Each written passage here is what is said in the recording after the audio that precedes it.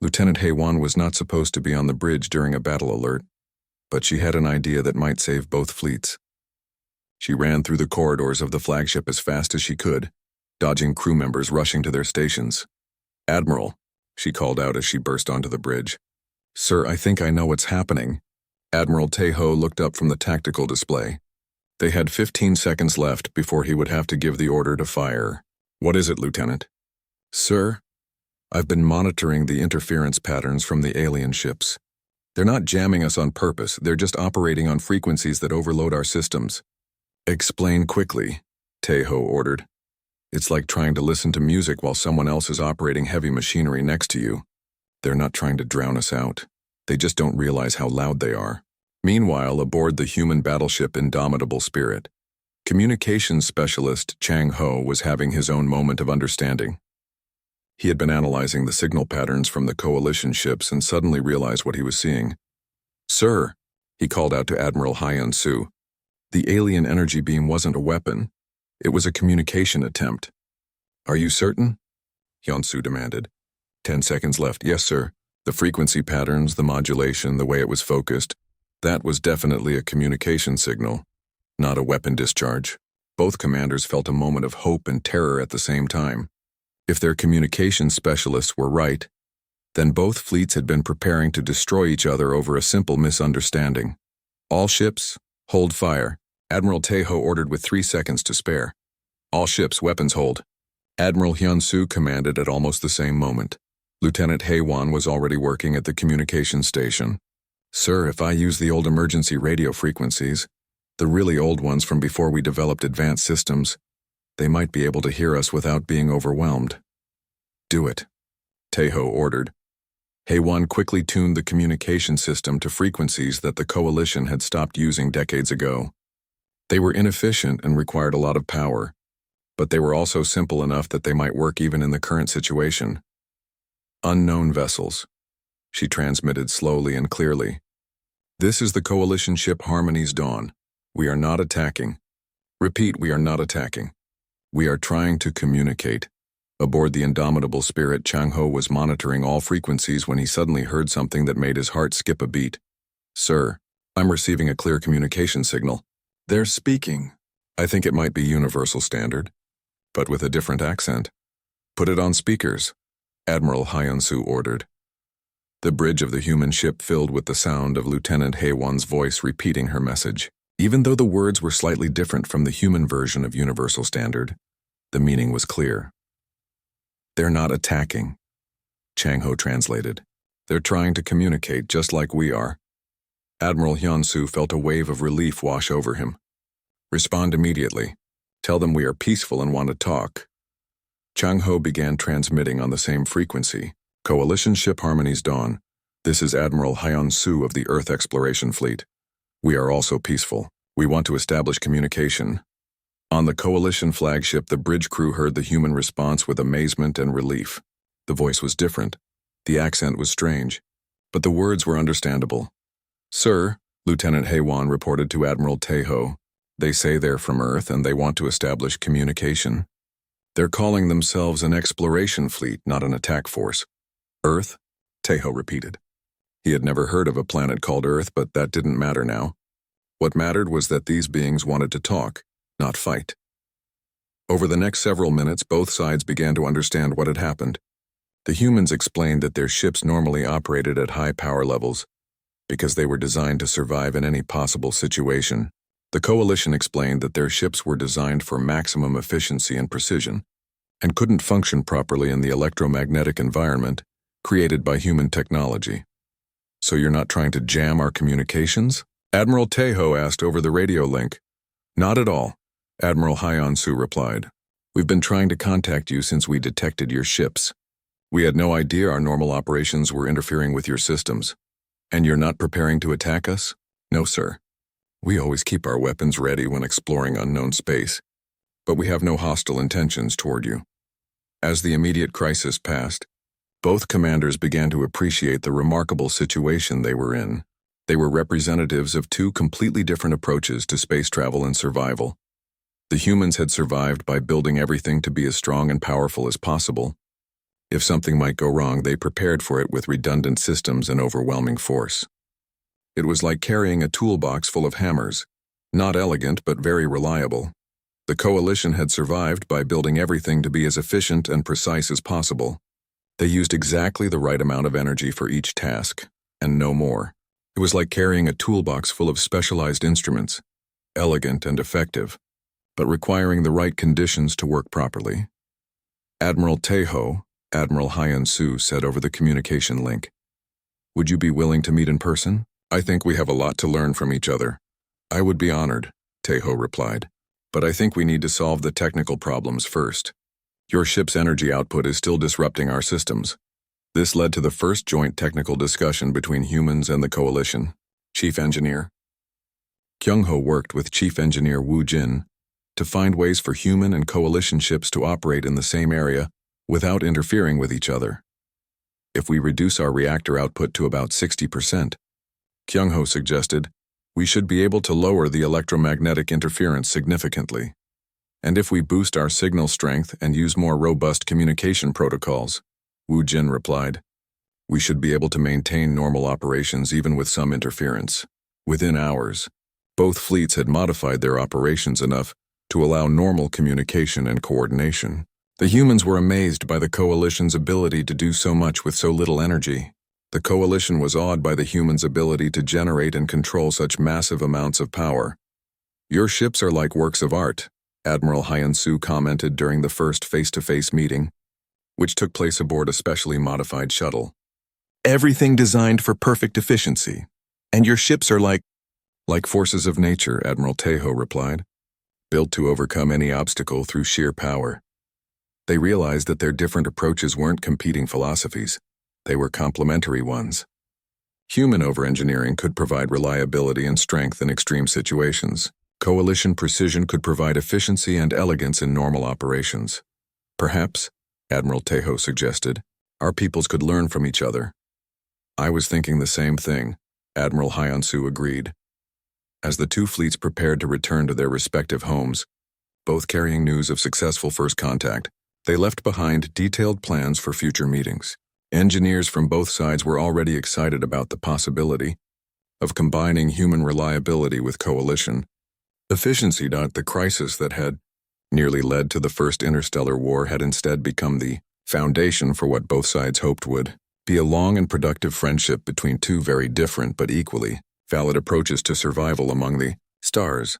Lieutenant Hae-won and Communications Specialist Chang-ho, whose quick thinking had prevented disaster, were both commended by their respective fleets.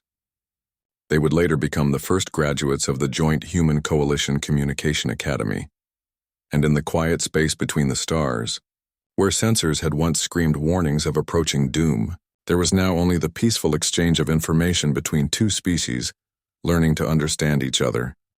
Commander Sunmi made a decision that would either save both fleets or start the first interstellar war in coalition history. She stood in the communications center of the flagship, looking at the most powerful transmitter the coalition had ever built. "Sir," she said to Admiral Taeho over the internal communication system, "I want to try something. If I boost our main transmitter to maximum power and focus it directly at their lead ship, we might be able to punch through their interference.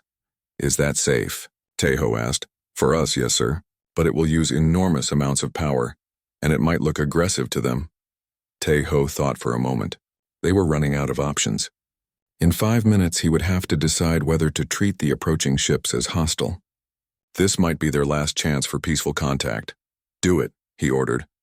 Sunmi activated the emergency communication protocols and directed all available power to the main transmitter. The coalition ship's energy output increased dramatically as she prepared to send the strongest signal in their fleet's history. What Sunmi didn't know was that her actions were being watched very carefully by the human tactical systems aboard the battleship Indomitable Spirit. Tactical Officer Sung-ho was monitoring the alien fleet's energy signatures when his instrument suddenly screamed warnings at him. "Sir," he shouted to Admiral Hyun-soo, "one of the alien vessels just powered up what looks like a targeting system. Energy spike is off the charts." "Are they locking onto us?" "It looks like it, sir. The energy beam is focused directly on our ship." Admiral Hyun-soo felt his stomach drop. After all their attempts at peaceful communication, it looked like the aliens were preparing to attack. He had hoped to avoid this moment, but his responsibility was to protect his crew. "All ships combat alert," he ordered. "Raise shields and charge weapons. Prepare for defensive action." The human fleet instantly transformed.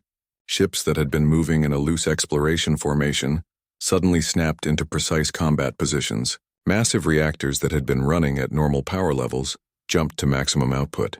Weapon systems that had been on standby came online with the distinctive energy signatures of preparation for battle. To the coalition observers, it looked exactly like what they had feared most. The human ships were preparing to attack. Admiral, Security Director Jamin called out urgently to Taeho. "The alien ships are moving into attack formation." All their weapon systems just activated. "Are you certain?" Taeho asked, though he could see the tactical display for himself. The human ships had spread out into what was clearly a battle formation, and their energy output had increased by several 100%. "Positive, sir. This is it. They're about to attack." Admiral Taeho felt the weight of command pressing down on him. Everything he had trained for, all the protocols he had memorized, all came down to this moment. He could order his fleet to surrender, hoping the aliens would show mercy. He could order them to retreat, hoping they could escape before the attack began. Or he could order them to fight, knowing they would probably lose but might be able to send a warning back to coalition space. "All ships," he announced. "Emergency battle stations. Charge all defensive systems. Prepare to transmit emergency beacon to command." Throughout the coalition fleet, crews rushed to battle stations they had hoped never to use. Ships designed for exploration and diplomacy suddenly had to become warships. Engineers diverted power to shields and weapons. Gunners activated targeting systems they had only used in training exercises. "Sir," Navigator Bora reported, "the gravitational distortions are making it impossible to plot an escape course. If we try to retreat, we might collide with our own ships." This was getting worse by the second. Not only were they facing superior enemy forces, but they were trapped by the same energy distortions that had been disrupting their systems. "Sir," Communications Officer Jin Woo called out, "Commander Sun Mi's transmission is ready to send." "Send it," Taeho ordered. The coalition flagship released its most powerful communications signal, aimed directly at the lead human ship. For a brief moment it cut through the electromagnetic interference like a knife through fog. But to the human sensors, it looked exactly like a weapon firing. "Sir," Tactical Officer Shung Ho shouted aboard the Indomitable Spirit. "They're firing some kind of energy weapon at us." "Impact?" Admiral Hyunsu demanded. "No physical damage, sir, but it's some kind of directed energy beam. They're definitely hostile." The situation was spinning completely out of control. Both fleets were now at maximum alert. Both commanders believed they were about to be attacked, and both were preparing to defend themselves against what they thought was an imminent assault. "Sir," Chief Engineer Kyung Ho reported, "all weapon systems are online and ready. Shall I target their lead vessel?" Admiral Hyun-soo looked at the tactical display. 6 small alien ships against his battle fleet. It would be a massacre, but they had fired first. He had no choice but to respond. "Target their flagship," he ordered reluctantly, "but do not fire unless they fire again. This might still be a misunderstanding." On the coalition flagship, Chief Engineer Woo Jin was reporting similar readiness to Admiral Taeho. "Sir, all defensive systems are online. Our weapons are charged and ready, but they won't do much against those ships." "Do we have any chance at all?" Taeho asked. "Against normal ships, yes, sir. Against these monsters, I honestly don't know. Their shields alone are probably stronger than our main weapons." The two fleets faced each other across the darkness of space, both ready for a battle that neither wanted. Human ships powered by fusion reactors hot enough to melt planets faced coalition vessels designed for efficiency and peace. It was like watching a pack of wolves prepare to fight a pride of lions. Except both sides thought they were the wolves. "Sir," Commander Sunmi reported, "I'm still trying to boost our communication signal. If I can just get through to them." "Keep trying," Taeho said, "but be ready to shut down if they target our communications array." "Sir," Shung Ho reported to Admiral Hyun-soo, "the alien ship that fired at us is building up energy again. Looks like they're preparing to fire a second shot. Are our shields ready?" "Yes, sir, but we don't know how powerful their weapons are." Both commanders were now facing the same terrible choice: They could fire first and possibly prevent their own destruction, or they could wait and hope the other side would come to their senses. But waiting might mean giving the enemy the first shot, which could be fatal. "Sir," Security Director Jamin said urgently, "recommend we fire now while we still can. If we wait for them to attack, it might be too late." Admiral Tejo looked at the tactical display one more time. The human ships were enormous, powerful, and clearly ready for battle. But they hadn't actually fired yet. There was still a chance this could be resolved peacefully. 30 more seconds, he decided. If we can't establish communication in 30 seconds, we fire. Aboard the Indomitable Spirit, Admiral Hyun-Soo was making the same calculation. 20 seconds, he told his crew. If they fire again, we respond immediately.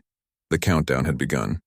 In less than 30 seconds, one side or the other would make a decision that would determine whether first contact between humans and the coalition would be remembered as a great moment of peace or as the beginning of an interstellar war, and neither side had any idea that they were both trying to do exactly the same thing. Chief Communications Officer Miran stared at her control panel in disbelief. 20 years of service, and she had never seen anything like this. The delicate instruments that normally worked with perfect precision were now showing error messages and warning lights across every display. "The interference is getting worse," she reported to Admiral Tejo. "I can barely maintain communication with our own ships, let alone try to contact the approaching vessels." She tried adjusting the frequency settings again, but it was like trying to whisper in a hurricane. The human ships were putting out so much electromagnetic energy that her communication systems couldn't function properly. "Sir," she continued, her voice tight with frustration, "it's not just random interference. It's like they're actively broadcasting on every frequency we use. Our emergency channels, our navigation signals, even our internal ship communications are being disrupted." Admiral Tejo watched the main display screen, where the red dots representing human ships continued their relentless approach. They were less than 1 light hour away now, and getting closer every minute. "Are they trying to jam our communications?" he asked. "I don't think so, sir. The patterns don't look intentional. It's more like they're just generating so much energy that our systems can't handle it." In the engineering section, Chief Engineer Wu Jin was dealing with his own crisis. The ship's power systems were working harder than they had in years, trying to compensate for the electromagnetic interference affecting every circuit and component. "Admiral," he called over the internal communication system, "I'm having to increase power output to all major systems. The interference is making everything less efficient." "How much less efficient?" 30% and climbing, sir. If this continues, we'll have to start shutting down non-essential systems to maintain life support and propulsion." This was exactly what coalition engineers had designed their ships to avoid. Every system was calibrated to work at maximum efficiency with minimum power consumption. Having to increase power output was like having to run when you were designed to walk efficiently. On the science vessel Harmony's Edge, Captain Dong Min was watching his most sensitive instruments fail one by one. His ship was equipped with sensors that could detect energy signatures from across an entire star system. But they were useless in the current situation. "Sir," his science officer reported, "our long-range sensors are completely blind now. The electromagnetic interference is too strong." "What about short-range sensors?" "Barely functional, sir. I can tell you that the unknown vessels are big and putting out massive amounts of energy, but I can't get detailed readings on their construction or weapon systems." "Are they weapons systems?" Dongmin asked. "Unknown, sir. With all this interference, I can't tell the difference between their defensive systems and their offensive ones. Everything looks like a potential weapon when it's generating that much power." Back on the flagship, Security Director Jamin was studying the tactical situation with growing alarm. He had fought in several border conflicts during his career, and this looked like the beginning of an invasion. "Admiral," he said, "I recommend we withdraw immediately. Those ships are clearly superior to anything we have. If they're hostile, we don't have the firepower to stop them." "We don't know that they're hostile," Tejo replied. "Sir, with respect, they're jamming our communications, overwhelming our sensors and approaching at combat speed. How much more evidence do we need?" Tejo understood Jamin's concern, but retreat could send the wrong message. If the approaching ships were peaceful, running away might be seen as either cowardice or hostility. If they were hostile, running might trigger an attack. Not yet, he decided. We continue with first contact protocols. But those protocols were designed for situations where both sides could communicate. With their communication systems failing, the coalition fleet was essentially blind and deaf in the face of an approaching force that seemed designed for war. Navigator Bora was struggling with problems of her own. The gravitational distortions created by the human ships were affecting her navigation systems in ways she had never experienced.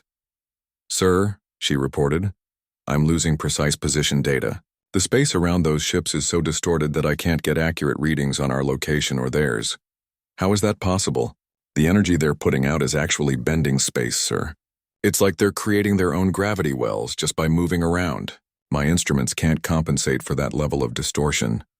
This meant that even if the coalition fleet wanted to retreat, they might not be able to navigate safely. The human ships were unintentionally creating a maze of gravitational distortions that could trap the smaller coalition vessels. In the medical bay, Dr. Sora was preparing for the worst. She had seen what energy weapons could do to living beings, and the power levels being generated by the approaching ships were beyond anything in her experience. "If those are weapons," she told her assistant, "our shields won't be able to stop them. We need to be ready for massive casualties." "Should I prepare evacuation procedures?"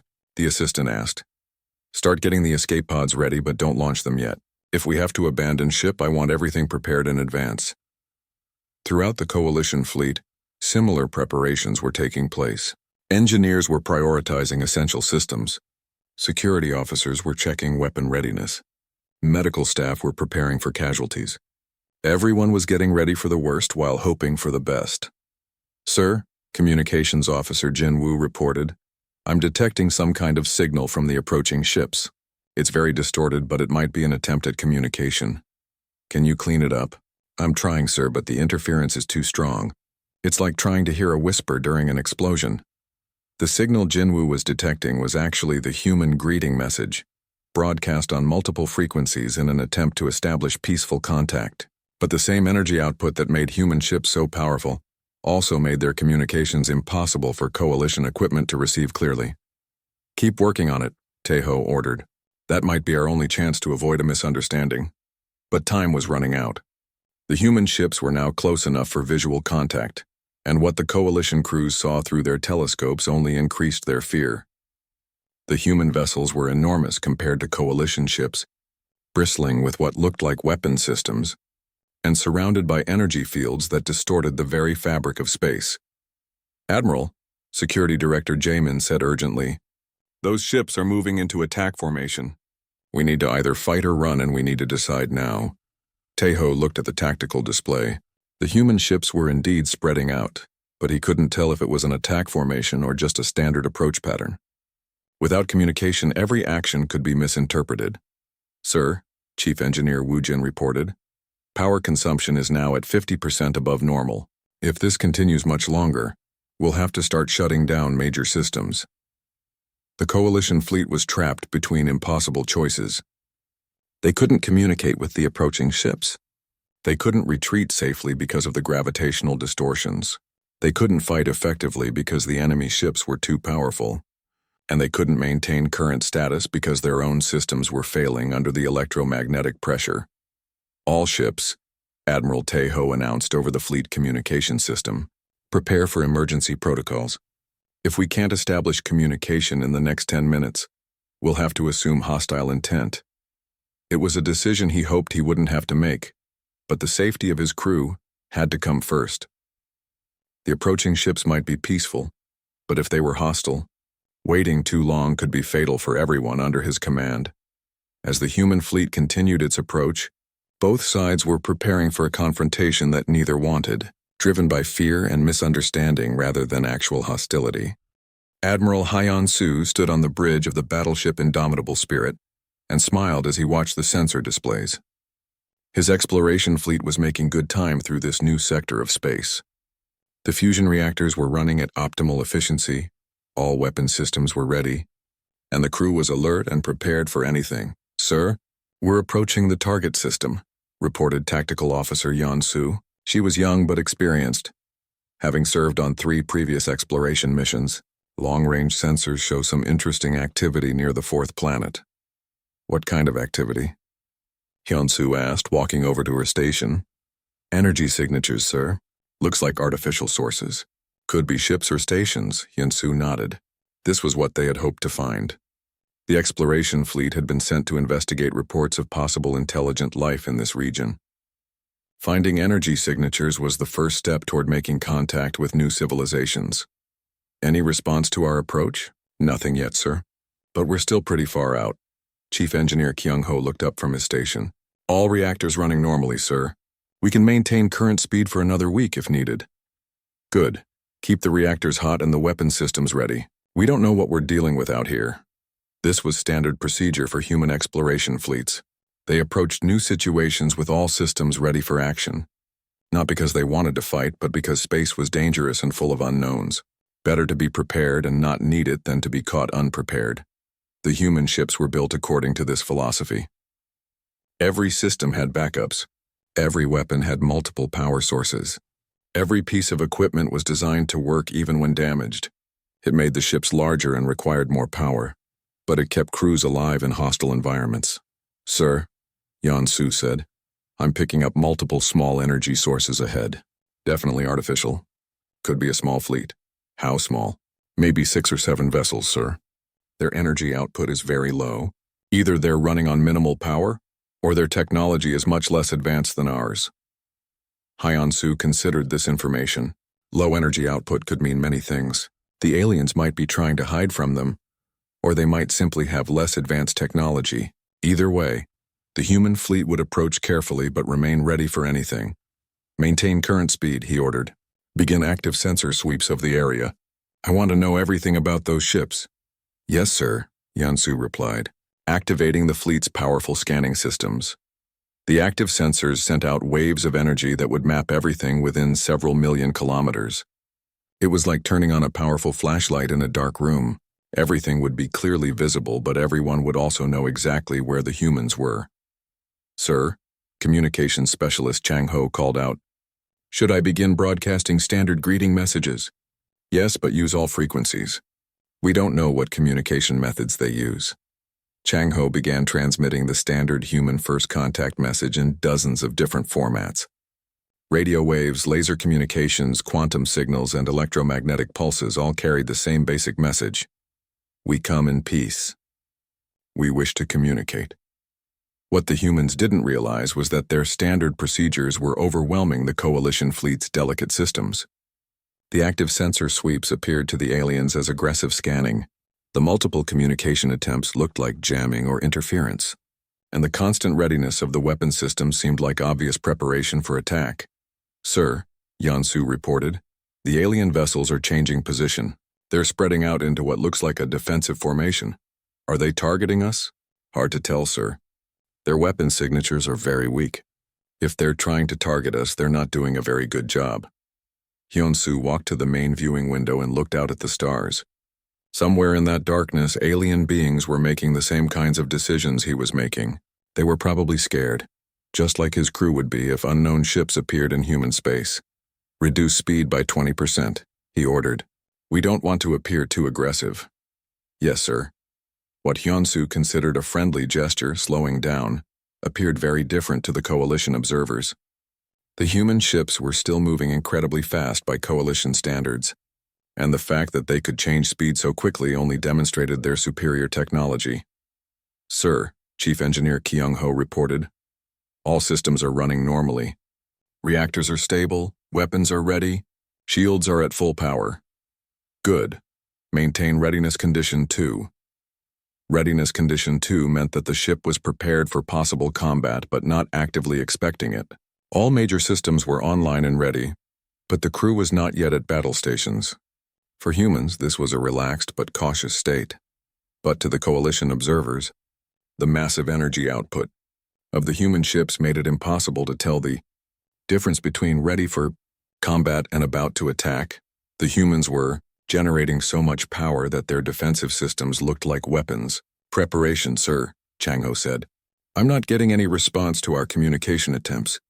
Either they can't hear us or they're choosing not to respond and keep trying. Use lower power settings on some frequencies. Maybe we're overwhelming their receivers. This was a good guess, but it came too late. The damage was already done. The Coalition fleet's communication systems had already been disrupted by the human transmissions, and their crews were struggling to understand what was happening. "Sir," Yansu reported, "the alien vessels are powering up their systems. Energy signatures are increasing across their entire fleet. Weapons? Unknown, sir. Their technology is different from anything in our databases." Hyunsu considered his options. The alien fleet was responding to their presence, but he couldn't tell if it was a friendly response or a hostile one. The smart thing to do was to maintain current course and speed, while continuing to try communication.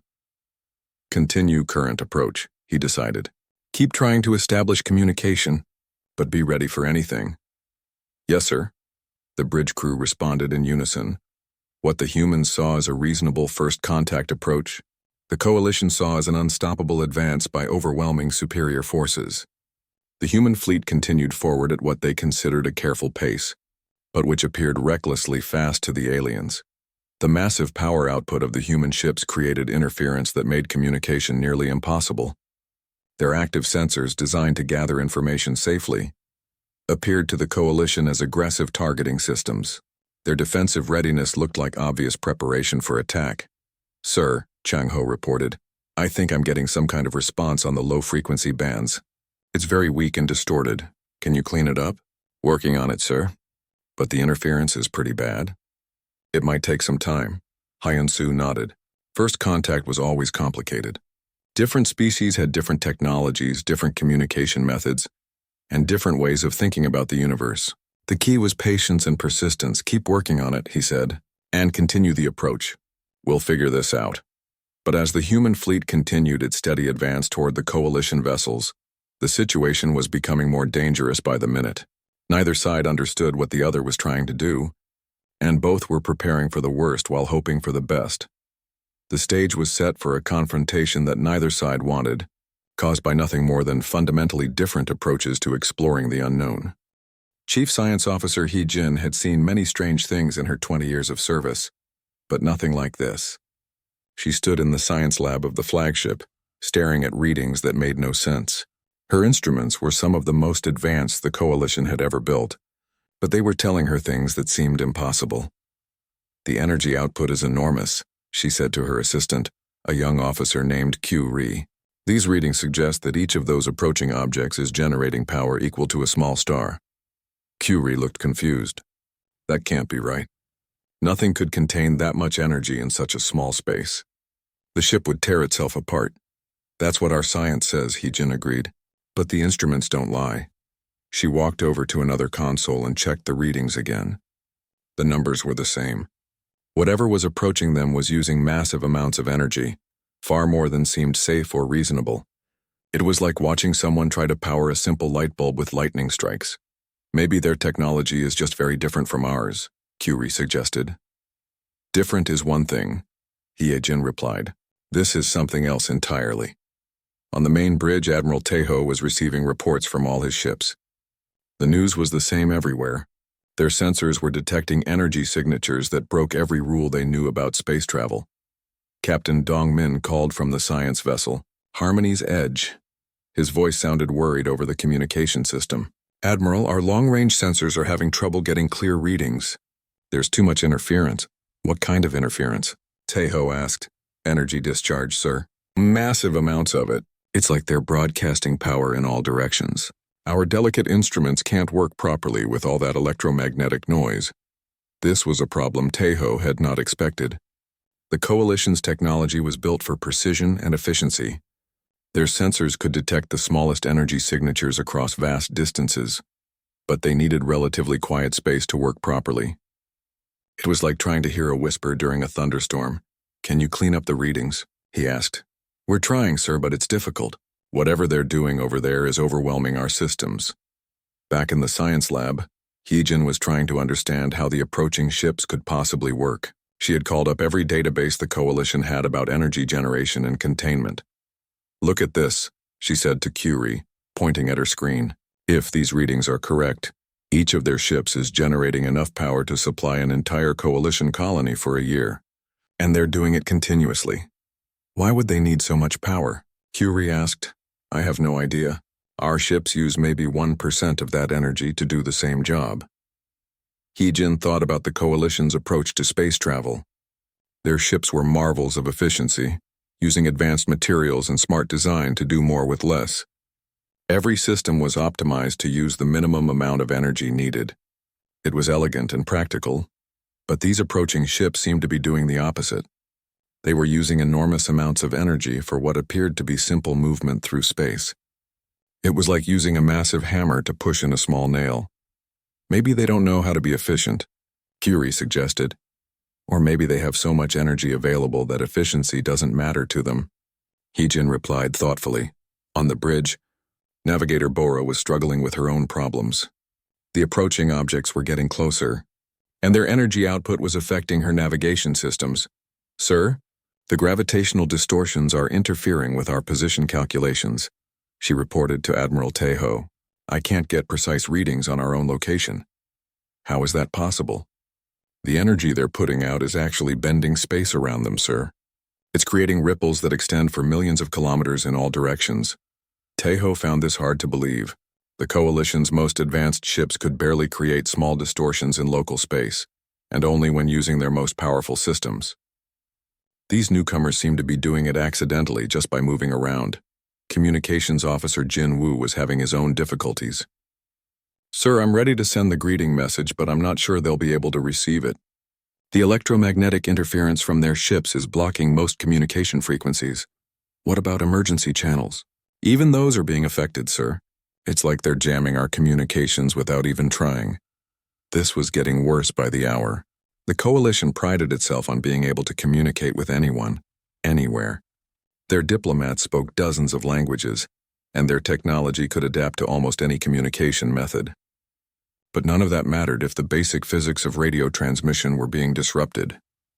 Try the low-frequency channels, Taeho ordered. Use more power if you have to. Sir, if we increase our power output too much, it might look aggressive to them. Taeho paused to think. This was exactly the kind of problem that Coalition protocols were designed to avoid. Every action they took could be misunderstood by the newcomers. But if they couldn't communicate at all, the situation would only get worse. Use minimum power increases, he decided, just enough to get through the interference. In the engineering section of the flagship, Chief Engineer Woo Jin was monitoring the ship's systems. He had noticed something troubling. The closer the unknown ships got, the harder his own systems had to work to maintain normal operations. The interference is affecting our power distribution network, he reported to the bridge. Our efficiency is dropping as their energy signatures get stronger. How much of a drop? Taeho asked. About 15% so far, sir. If it gets much worse, we'll have to increase our power output just to maintain current operations. This was exactly what Coalition engineers tried to avoid. Their ships were designed to operate at optimal efficiency for months or even years without major adjustments. Having to increase power output because of external interference was like having to shout to be heard over loud music. Can you compensate? For now, yes, sir. But if their energy output keeps increasing as they get closer, we might have problems. Back on the science vessel Harmony's Edge, Captain Dong-min was trying a different approach. He ordered his crew to focus their most powerful sensors on the approaching objects, hoping to get at least some useful information. What we're seeing doesn't make sense, his science officer reported. The energy patterns suggest they have multiple power sources on each ship. Massive ones. How many? Hard to tell, sir. The interference makes it difficult to get clear readings, but it looks like each ship has at least a dozen separate power generators, each one more powerful than our main reactor. Dong-min couldn't understand why anyone would need that much power. His own ship could explore entire star systems using less energy than these newcomers seemed to waste, just moving through empty space. Are they trying to intimidate us? He wondered aloud. I don't think so, sir. It looks like this is just how they normally operate. Admiral Taeho received all these reports with growing concern. The approaching ships weren't just technologically different. They seemed to operate on completely different principles. Where the Coalition valued precision and efficiency, these newcomers seemed to favor raw power and overwhelming force. The most troubling thing was that they didn't seem to be trying to be intimidating. The massive energy output, the electromagnetic interference, the gravitational distortions, all of it appeared to be normal operation for them. As he watched the sensor readings continue to climb, Tejo began to realize that first contact with these beings would be unlike anything the Coalition had ever experienced. The stars hung silent in the empty space between worlds. Fleet Admiral Tejo stood on the bridge of his flagship, watching the endless darkness through the large viewing window. His gray uniform was clean and pressed, just like everything else on the Coalition ship. Everything had its place and everything worked exactly as it should. "Sir, the morning reports are ready," said Navigator Bora. She was young but skilled, her movements quick and sure as she worked at her station. The soft blue lights of the bridge cast gentle shadows across her face. Tejo nodded and walked over to her station. The report showed what he expected to see. All ships were running at perfect efficiency. Fuel levels were good. All systems were working normally. The 7th Monitoring Fleet was doing its job well, watching the quiet border between Coalition space and the unknown regions beyond. "Any unusual activity?" he asked. "Nothing, sir. Same as always. The edge of the system is calm." This was how Tejo liked it. For 300 years, the Galactic Coalition had kept peace among the stars. They did this by being careful, by planning everything, and by never wasting resources. Their ships were built to last, designed to use as little energy as possible while still doing their job well. Communications Officer Jin Woo looked up from his station. "Sir, I have the weekly check-in from Command. They want to know if we need any supplies." "Tell them we are fine for another month," Tejo replied. "Our current supplies will last exactly 32 days. This was the Coalition way. They knew exactly what they needed and when they needed it. Nothing was wasted. Nothing was left to chance. It was a good system, and it had worked for centuries. The bridge was quiet except for the soft hum of the ship's systems. The crew worked at their stations, monitoring the sensors that watched the empty space around them. They were looking for asteroids, space debris, or anything else that might be dangerous. But mostly they were looking for signs of new life.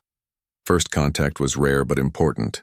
When the Coalition met new species, they always followed the same careful rules. They approached slowly, sent peaceful messages, and tried to understand the new beings before making any decisions. It was a slow process, but it kept everyone safe. Tejo was thinking about the last first contact mission when Bora suddenly looked up from her station. Her face showed surprise and worry. "Sir, I'm getting strange readings from the edge of the system," she said. "Something is out there." Tejo walked over to her station quickly. "What kind of readings?" Bora pointed at her screen. The display showed waves of energy that seemed to bend and twist through space. "It looks like gravitational distortions, sir. But they're moving. Moving how? Fast, sir, very fast. And the energy signatures are unusual." Tejo studied the readings carefully. In all his years of service, he had never seen anything like this.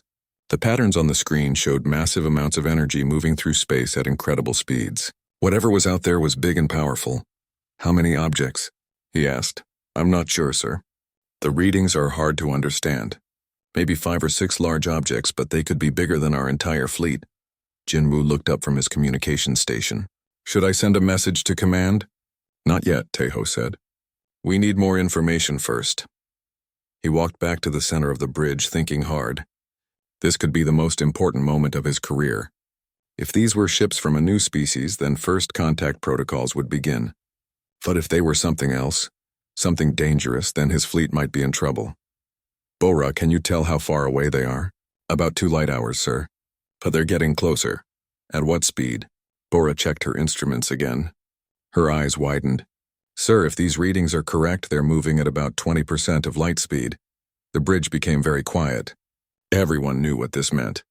Nothing the Coalition had ever built could move that fast. Their own ships could reach maybe 5% of light speed, and only for short distances. Whatever was approaching them had technology far beyond their own. "Sir," Jinwoo said quietly, "should I prepare the emergency beacon?" The emergency beacon would send a message back to Coalition Command, telling them about the situation. But once it was sent, there would be no taking it back. Command would send more ships and the situation could become very complicated very quickly. "Not yet," Tejo said again. "We follow protocol. Careful observation first, then contact attempts." He turned to the rest of his crew. "All stations, prepare for first contact procedures.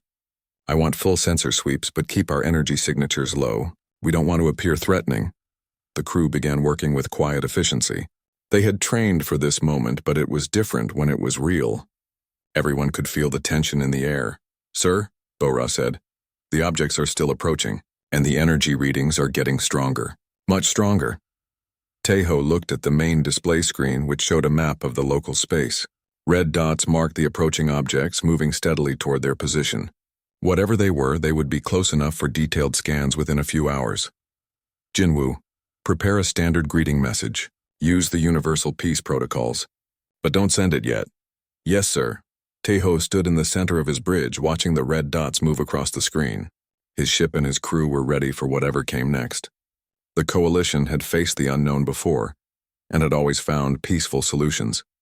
But as he watched the energy readings grow stronger and stronger, Tejo couldn't shake the feeling that this time would be different. Whatever was approaching them was unlike anything the coalition had ever encountered. The quiet sector was quiet no more. "All hands," he announced over the ship's communication system, "prepare for possible first contact.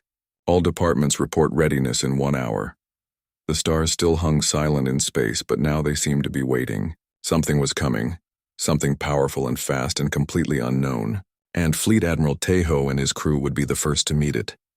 The readings on Bora's screen continued to grow stronger, and somewhere in the darkness between the stars, whatever was approaching continued its relentless advance toward the unsuspecting coalition fleet.